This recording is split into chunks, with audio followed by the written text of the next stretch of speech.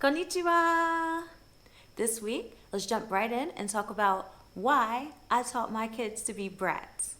Yes, I mean brats like talking back, sassing, yeah, whining a little. Yeah. Why did I teach them how to sass?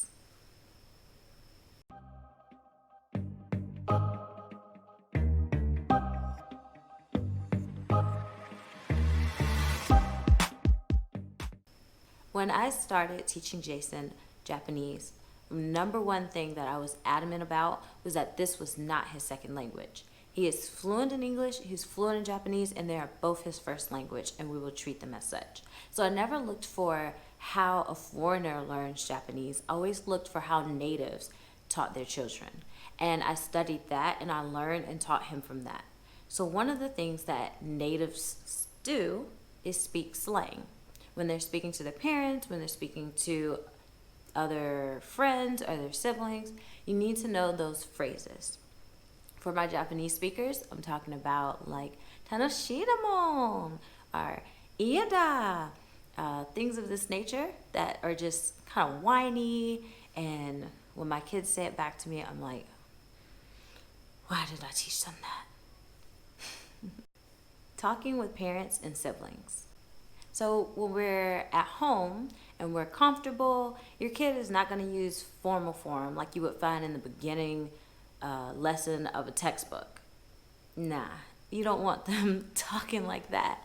You know, you want them to be themselves and be able to express their irritations even when they're speaking in their second language. So how and what are those? So I went to the library and I got a book. This little girl is obviously cranky. Usually I would steer clear of these books because I'm like, I do not want to read a story about some kid being bad, right? But in this case, we need that. We need to hone in on those words and kind of show our kids when it's appropriate to use them so that when they are feeling frustrated or they don't want to do anything or they're overwhelmed, they know when and how to use these words to express themselves. So this one's called Ira Ira, and this is basically the typical Terrible 2 book. And Olivia, that child picked up on this one quick, you know. So she'll say, Yanta, like Olivia, it's time to go brush her teeth. Yanta, Yanta, you know. It's kind of that. I don't want to do it. No, you know. Ugh. So, but that's important because now that we're in Japan and native people hear us talking to each other, they're like, wow, your kids are really fluent. Like, they know phrases that only natives would know. How do they know that? Or sometimes some little slang, like that's not bratty for parents, is when they wake up, no matter what time of day it is, that parents say Ohio to their kids.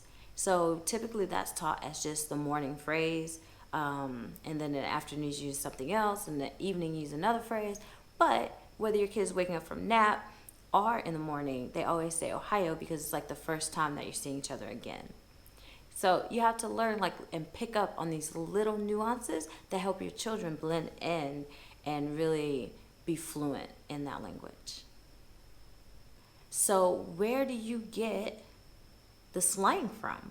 Thank you, YouTube. So you can go on YouTube and you can find other little kids playing with other kids, also playing video games, playing with their mom, having conversations. You can find all of that for free right here on YouTube. And that's amazing. It's in all languages. And if you haven't noticed by now, kids love watching other kids do the same things they could be doing at home. Yep. So I use that to my advantage. I let Jason watch other Japanese children playing with the same toys he got. But we listen to what they're saying to each other, what they're saying, how they're addressing their mother. Playing with friends. So, in my previous video, Reading to Your Children, I talked about how we have a subscription to the Japanese company, Shimajiro Kodomo Challenge. And I absolutely love it. I will continue to use references from it in all my videos because it's awesome.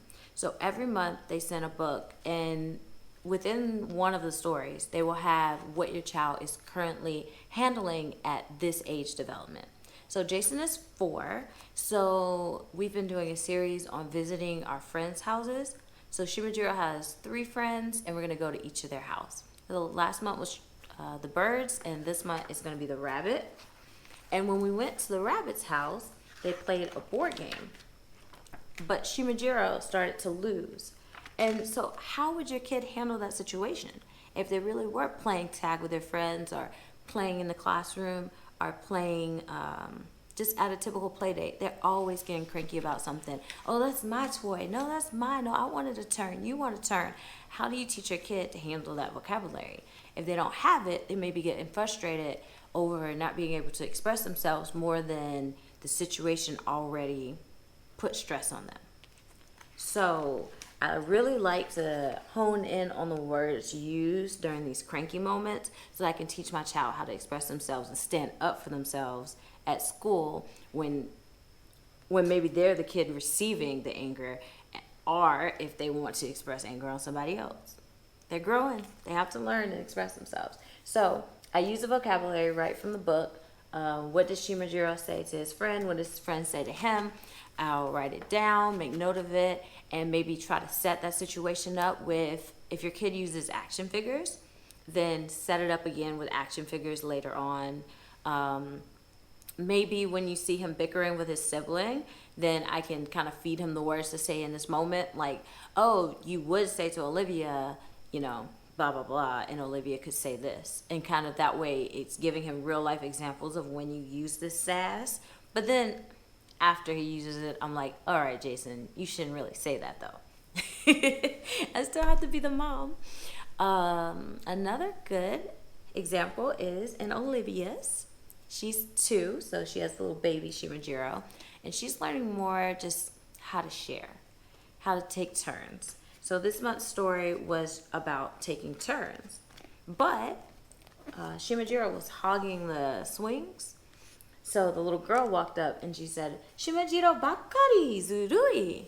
Like, you're being awful. That's terrible, And that's a nice phrase to be able to say, because they're going to school with some kids that are going to do something terrible, and they can just express that in the moment and move on. It's not even like an argument. It's just a phrase that kids say to each other to express their displeasure of what he's doing. But he doesn't care. So we can learn different phrases, and then it goes on to teach how to take turns and the phrase for that as well, which we will also be working on this month.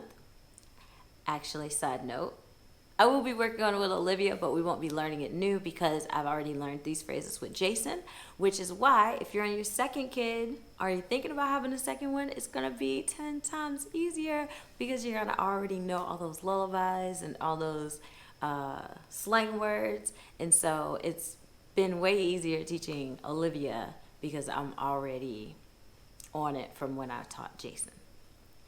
So that's my quick video this week on why you should teach your kids to be brats just like I did. Don't let them get too bratty. I mean, you're still the parent, put your foot down. But I hope you can see how this can help them when they're going on their play dates, which you should be arranging hopefully every week. Check my Instagram. I just posted some pictures on Chocolate Sushi Roll on our play dates that we had last week. They were a lot of fun. And don't forget, like, comment, subscribe. Let me know what language you're learning. Let me know what slang words you're teaching your kid in their second language. And I'll see you next week. Jane!